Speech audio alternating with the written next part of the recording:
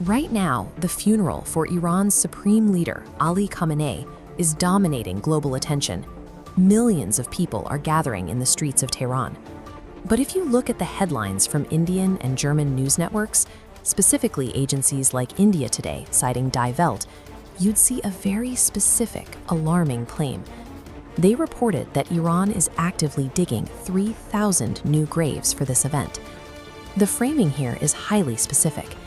These networks suggested that Iranian authorities are paralyzed by their own crowds, anticipating mass casualties and deadly stampedes among panicked mourners.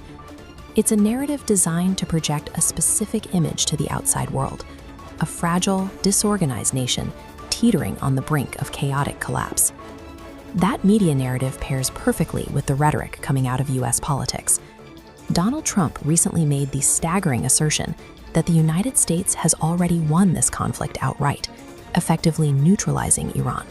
He laid out very specific military claims that the US sent 159 Iranian ships to the bottom of the sea, completely destroyed their radar networks, and totally eliminated their nuclear capabilities. His ultimate political conclusion is that the Iranian regime is effectively gone, replaced by what he describes as a more reasonable and compliant leadership. But there is a massive gap in information here. If you only consume these sensational headlines and political victory speeches, you remain completely blind to the intense geopolitical unification actually taking place on the ground. To see what is actually happening, we have to look at the holy city of Qom. Massive, dense crowds have been gathering at the Jamkaran Mosque, holding their positions since the night before. This is the environment into which the coffins holding Ali Khamenei and his family members finally arrived. Look closely at how this is being handled. The coffins are not cordoned off behind walls of state security. Instead, ordinary citizens are the ones shouldering them through the crowd.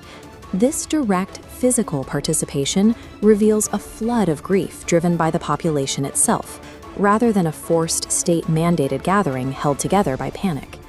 Millions of citizens moving together in unified mourning completely dismantles the Western media's projection of a crumbling, terrified state. That brings us back to the headline about the 3,000 graves. Preparing medical and burial contingencies for an event drawing millions of people is standard administrative caution. Any government on Earth would do it.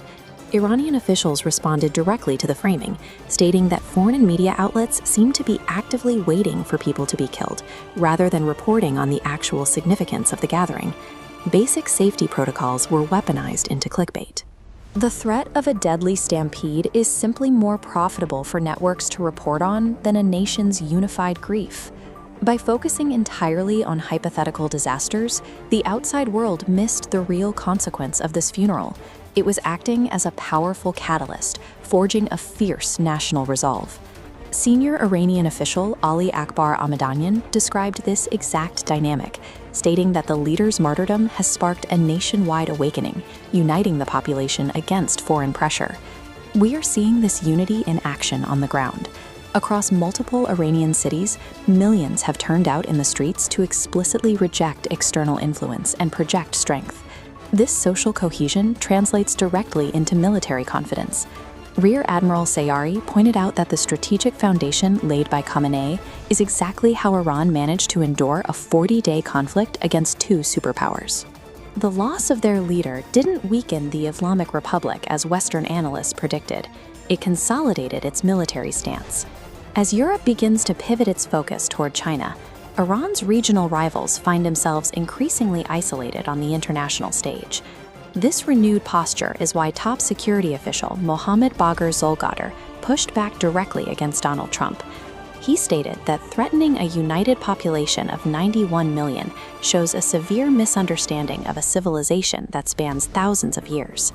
Iran then issued a strict ultimatum, demanding the US speak to them with respect, or Iranians will reply in a very different language. Sensational headlines and hyperbolic rhetoric insulted a grieving nation, but they also masked the reality of a newly enraged and deeply unified Iran, creating a dangerous blind spot for the rest of the world.